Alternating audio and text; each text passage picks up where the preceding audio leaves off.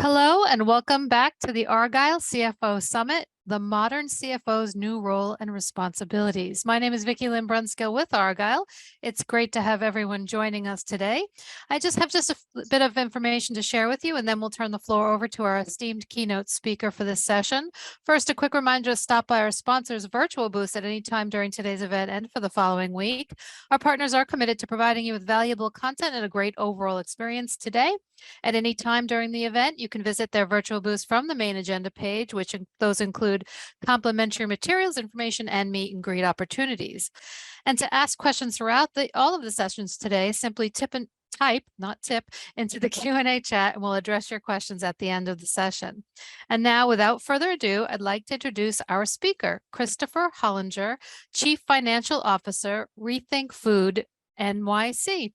We're so excited to have Christopher with us for his keynote presentation titled Capital Allocations, How CFOs Can Develop Strategies for Long-Term Growth. Welcome, Christopher, and over to you. Thank you very much. I'm very pleased to be here and to talk to everyone. For this keynote presentation, I want to talk about capital allocation strategies.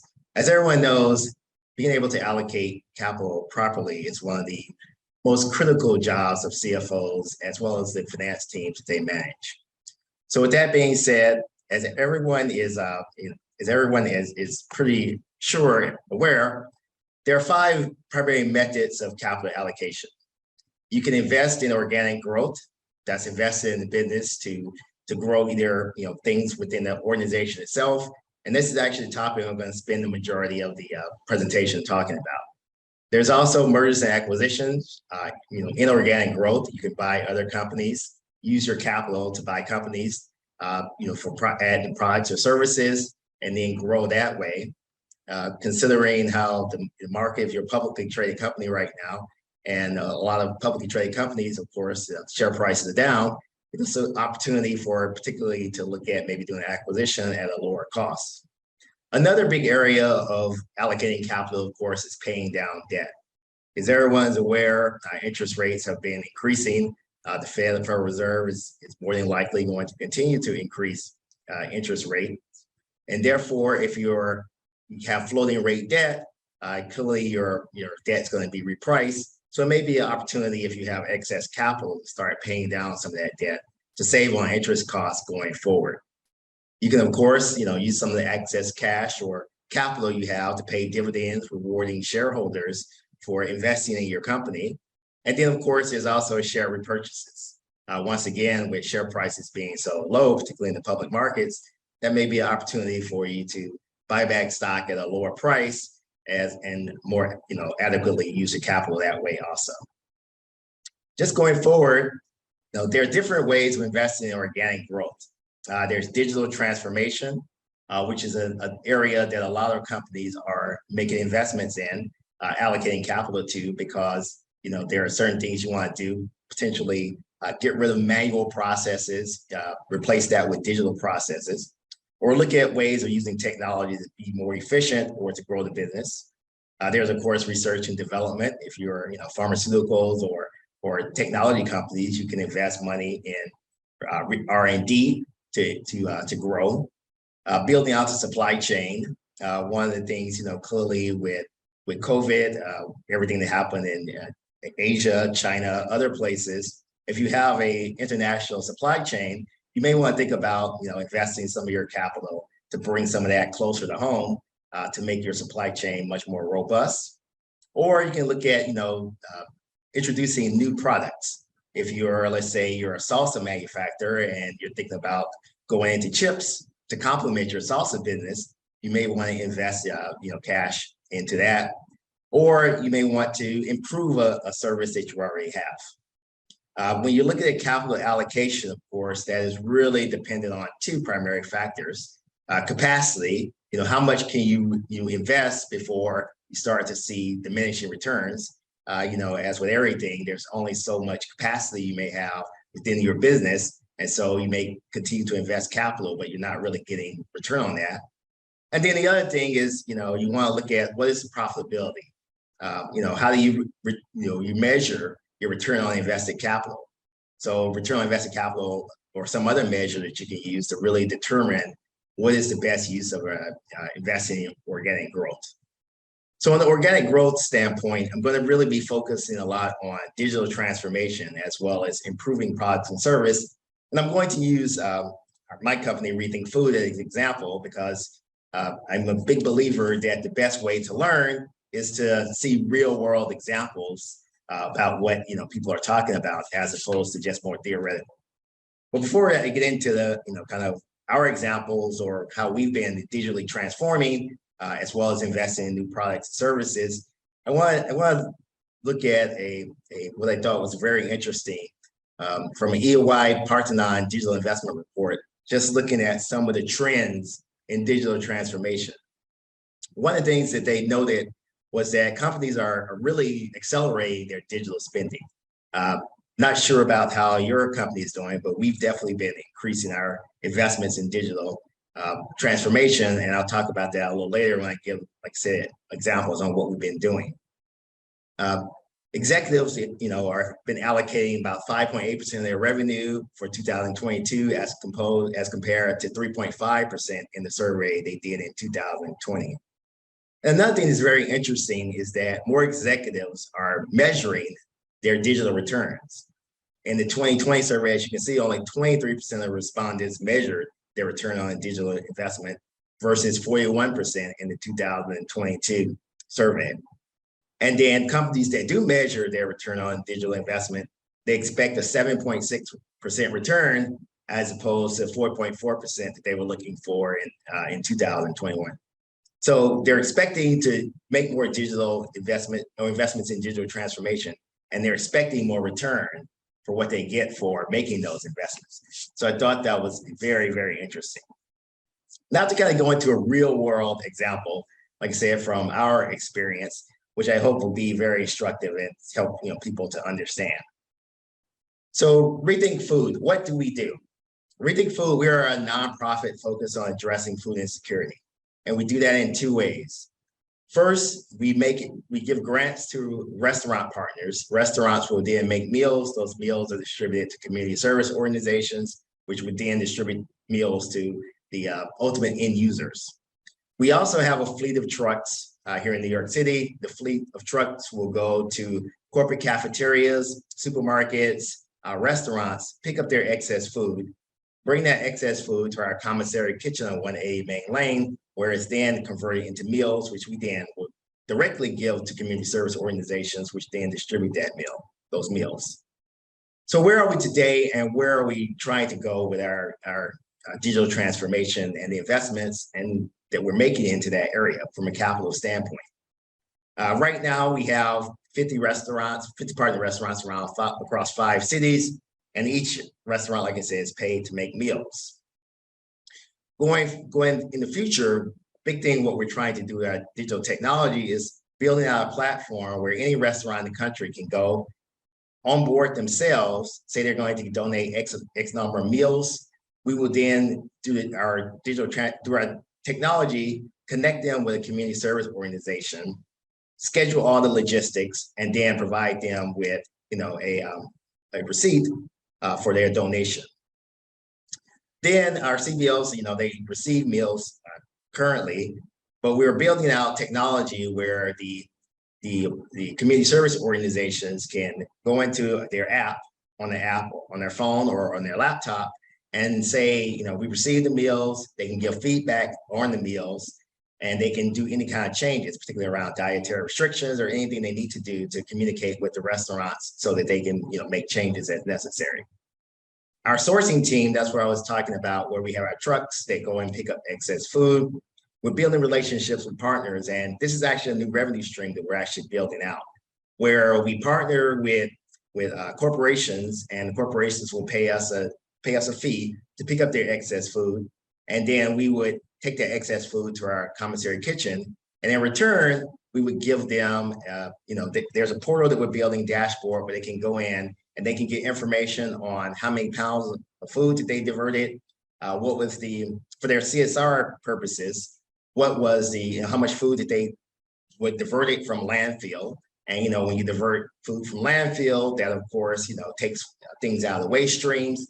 So there's a carbon component. You're saving carbon by not having to put that food into a landfill, and then also there's water savings because you're not using water to convert that food into waste. And then you're also making meals. So for them, it's a win-win on their CSR perspective.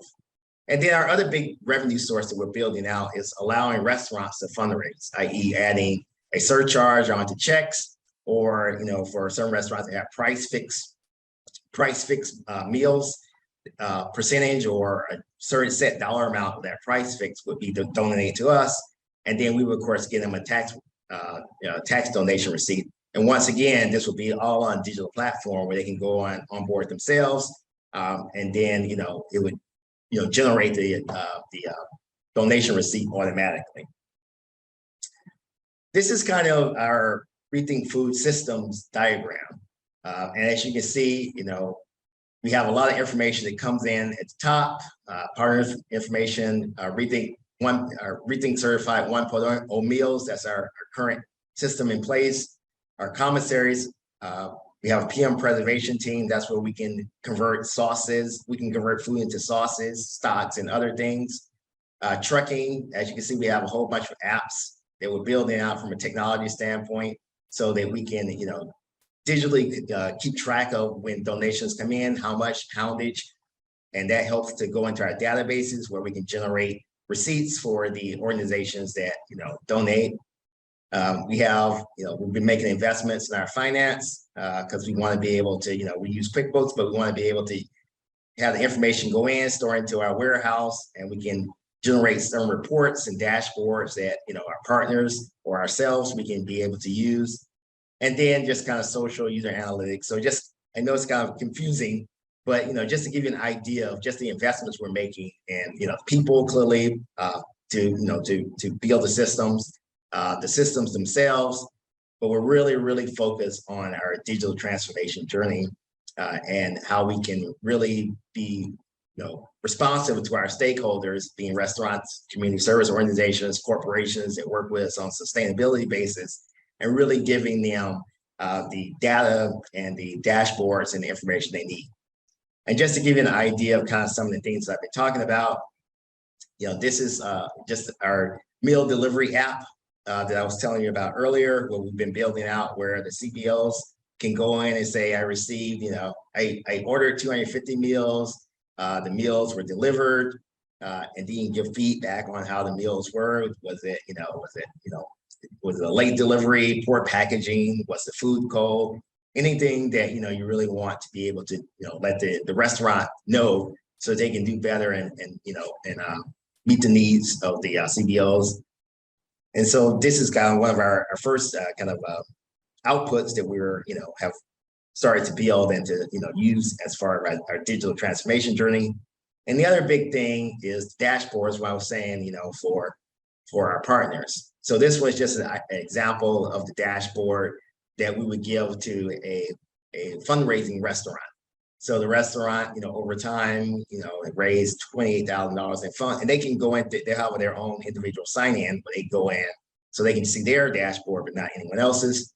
They can see how much money they raised by, let's say 2% of their check or whatever, how much money we distributed to other restaurants. Because generally our fundraising restaurants are your larger, more nationally recognized restaurants, and they want to support more community-owned restaurants. We focus on small restaurants owned by women or minorities. And so, a lot of the larger restaurants want to be able to give back and help, smaller restaurants. So see how much funds they've distributed, how many meals that equates to that have gone into their local community. Then, shows it, the dollars invested in small business. These are some of the small businesses that they may have got meals. How much dollars invested by month, meals made by month, where the meals were distributed. So it's a lot of information, and there we have a similar dashboard that we're building out for corporations, whereby they can go in, they can say that they can see it. I don't have an example of that one, unfortunately, but it will show how many pounds of food that they've donated, where those pounds of, how many meals that equates to. They'll be able to see, and all those meals will be made in our commissary kitchen. they'll be able to see, where those, meals went.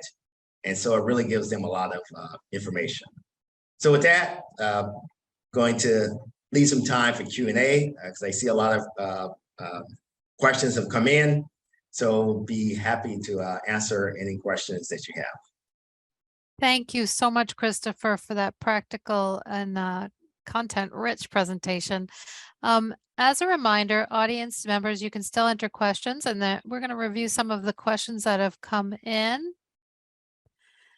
The first question that came in your session pretty early was, hasn't the pandemic kind of changed the metrics of effective capital allocation? I would say that, there have been changes clearly based on, due to the pandemic, because, the pandemic has changed how people, do their businesses in general.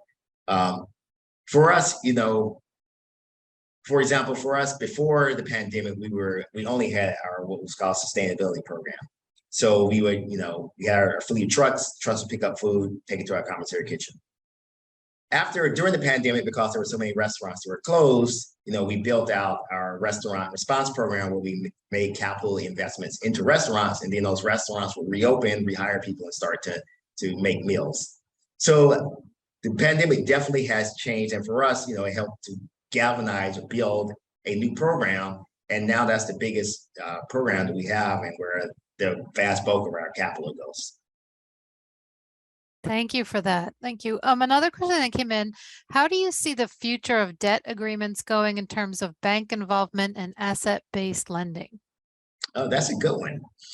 I think that, as we go into, a lot of people are, think we're going to a recession, definitely harder, one would say harder economic times, but, more challenging times from a revenue standpoint. I think that whenever you go into situations like that, banks are a lot more concerned about returning their capital coming back. So they do get more, there probably is more emphasis on, having assets, collateralized assets and things like that nature, as opposed to, more, unsecured loans, which probably happen more during more vibrant times. Thank you. Thank you. The next question is the goal of organic growth detrimental to maximizing capital allocation in a stable, mature industry? That's a good question.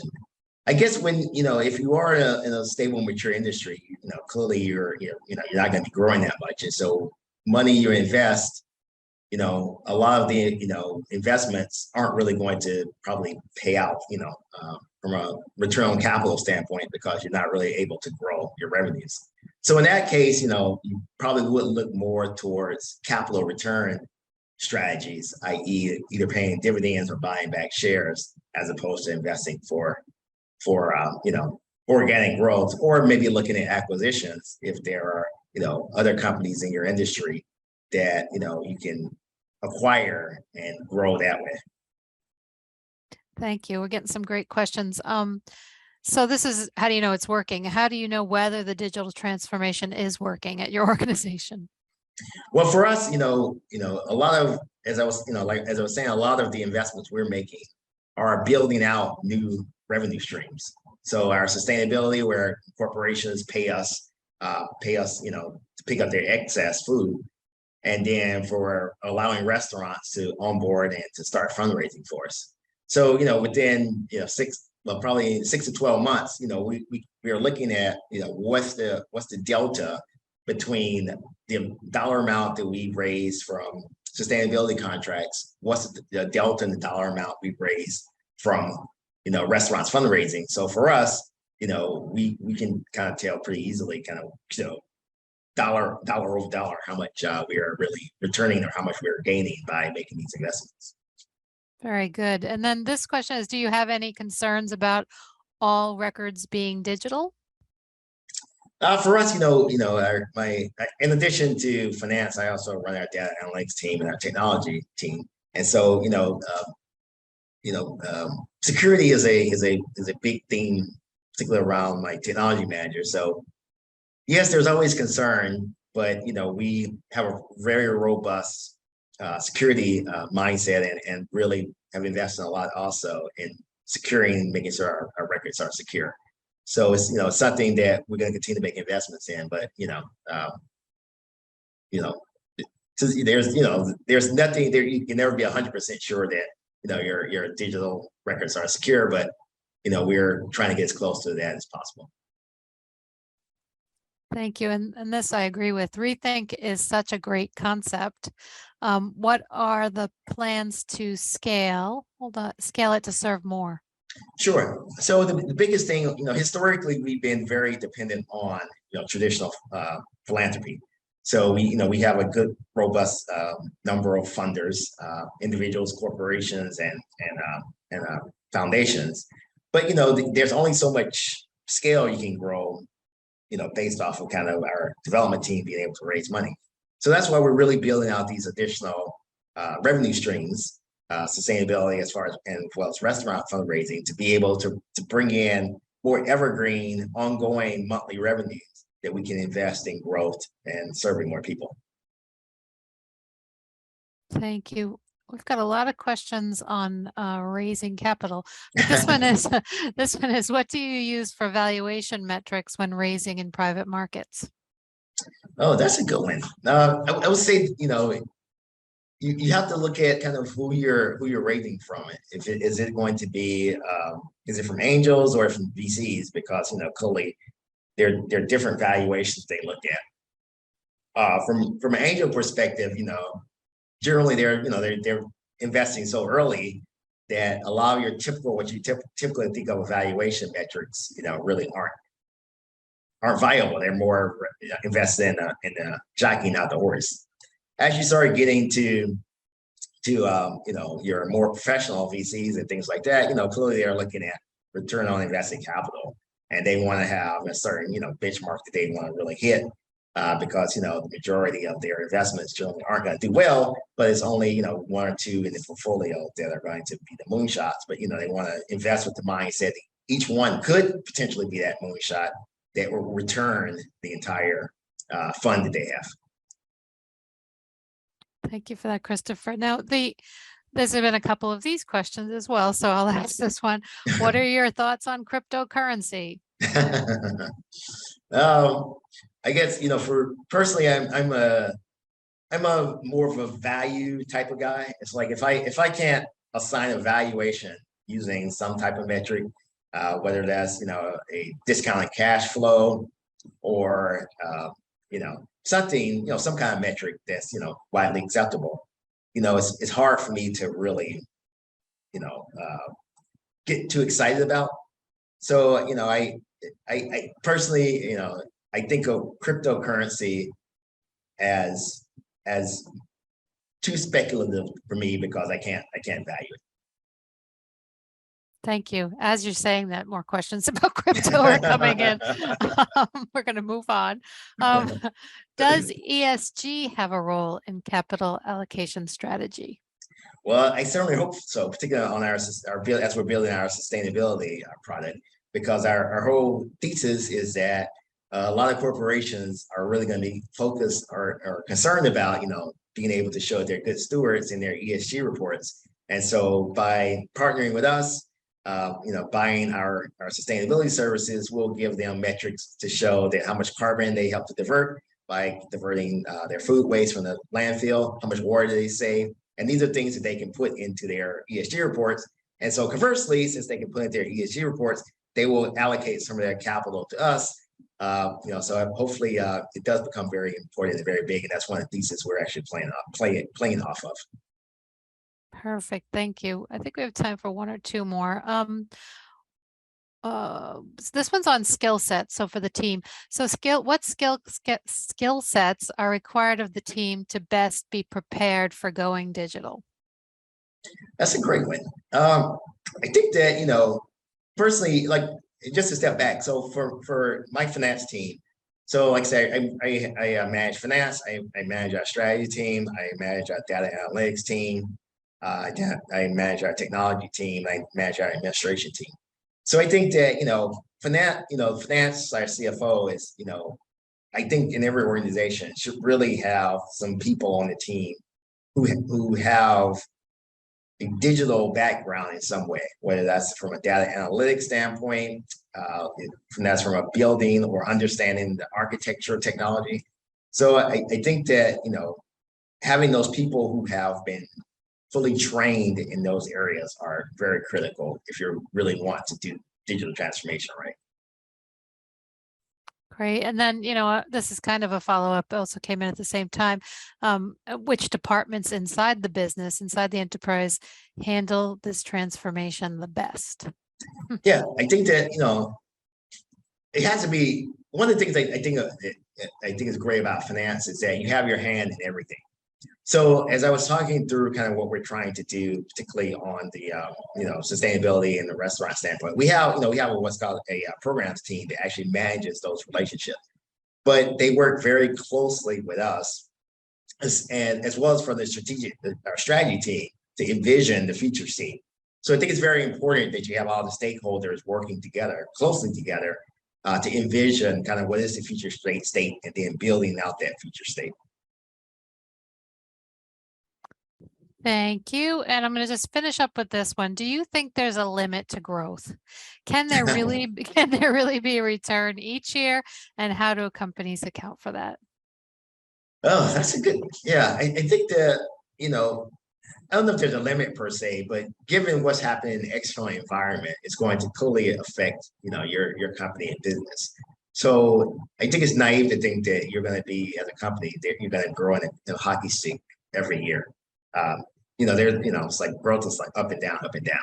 So I think being mindful of that, and particularly as you plan your capital allocation, there are going to be some years you're going to have to retrench, and then other years where you're going to be more aggressive because you're looking at future growth. So being mindful of what the external environment, how that will impact your ability to actually invest for growth is very important. Perfect. Thank you for that. And thank you for this wonderful presentation. Very insightful, and we appreciate you being with us. And I want to thank everyone for joining us today for this fantastic keynote. This session, along with all of today's content, will be available on demand following the event. And thank you again, Christopher.